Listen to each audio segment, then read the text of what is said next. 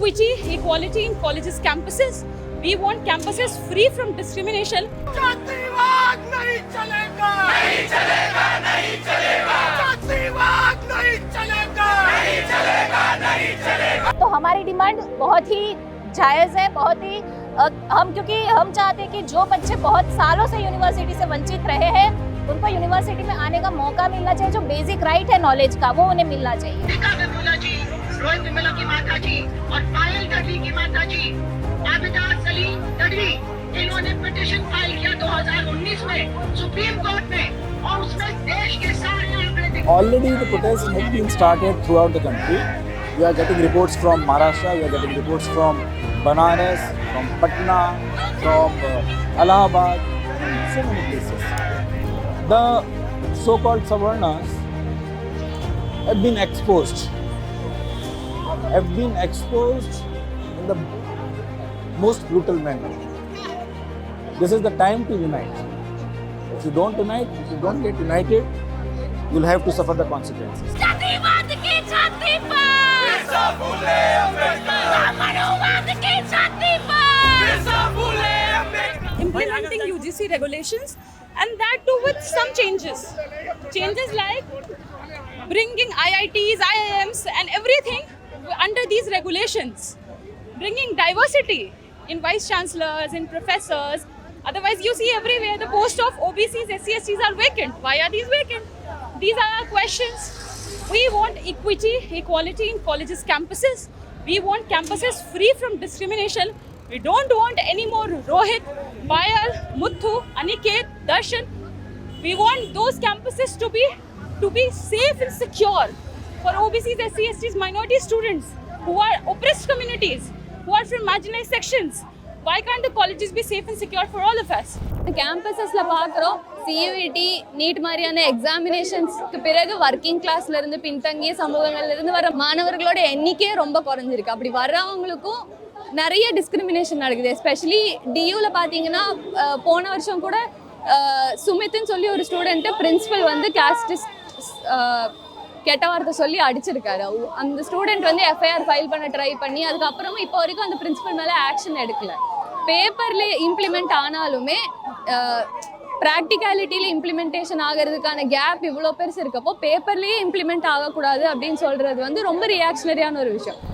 These guidelines in a very simple word is that if a Dalit, OBC, backward community students studying in a campus and they are feeling unsafe or they have been treated differently on the basis of the caste, then there should be a mechanism to address their concern within the university.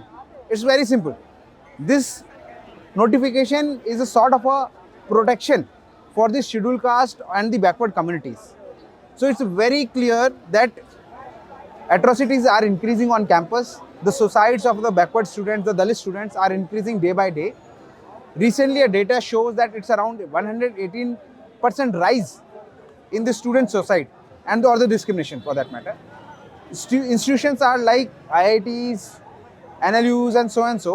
Some of them are not part of the UGC, but it raises a very major concern that the students are struggling to enter into those universities, and after coming to those universities, they are struggling more to survive.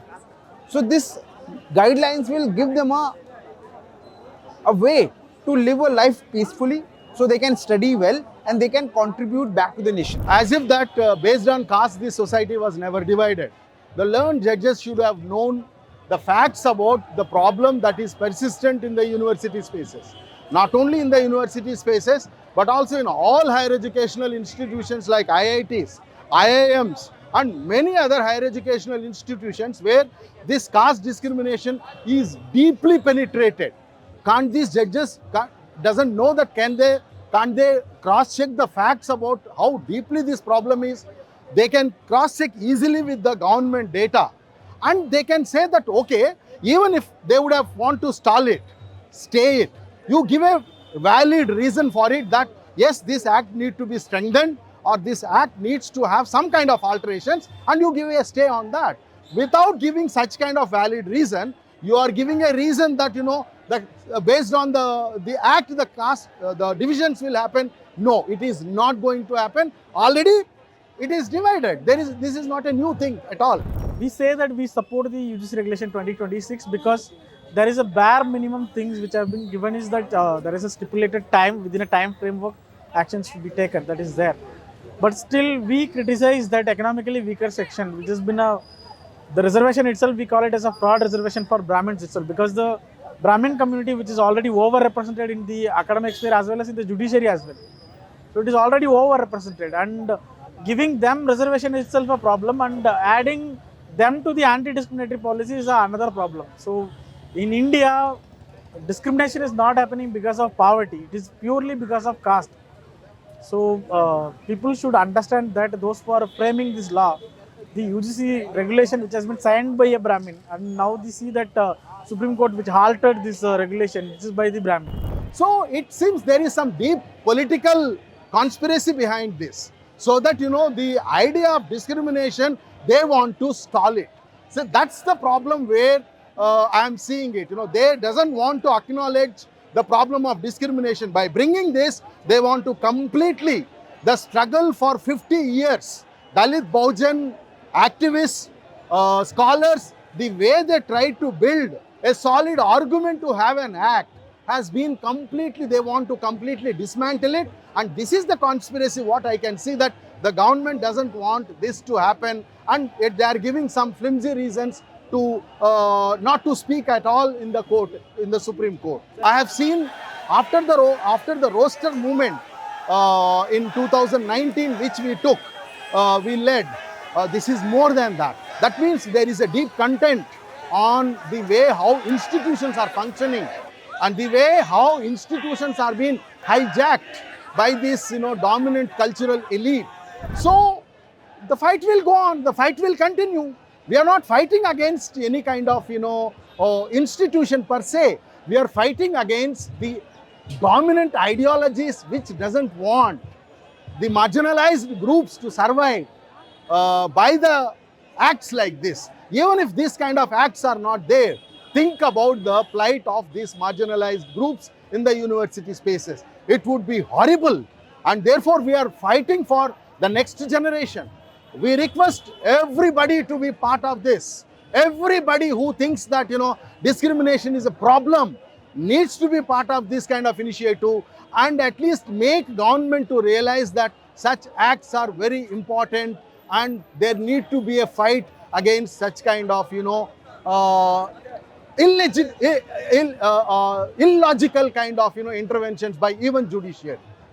We demand for a strict act, that we demand for a Rohit Act in this process, and we know that mere act or law within a university sphere will not able to annihilate caste in the society. So as long as society practices caste, as long as Brahminical Hindu religion is there, caste will be there, people will practice that, and that will reflect in the university space, because no student is coming from Mars. They all are from Earth only. They practice in their village, they practice in their household. Once they come into the campus, and they reflect the same. And we know that when the students are in their young age, they will be having a supportive mindset, inclusive mindset, which is very welcome one. And the discrimination here, which should be addressed by the UGC, not merely of a student discriminating another student, but as well as the faculty members through Brahmin Monopoly, who has been already benefited, who have been in the vice chancellor, registrar, deans and other positions who are holding, who discriminate the students through not appointing the guide or purposefully delaying, not signing the documents, not supporting the students. It comes from there as well. So these all sort of discriminations has to be addressed and tackled. So there is a very specified caste anti-discriminatory policy is needed. Like in abroad, we have anti-racist policies. Similarly, in India, we must need a anti-caste policy which will support the students in a way.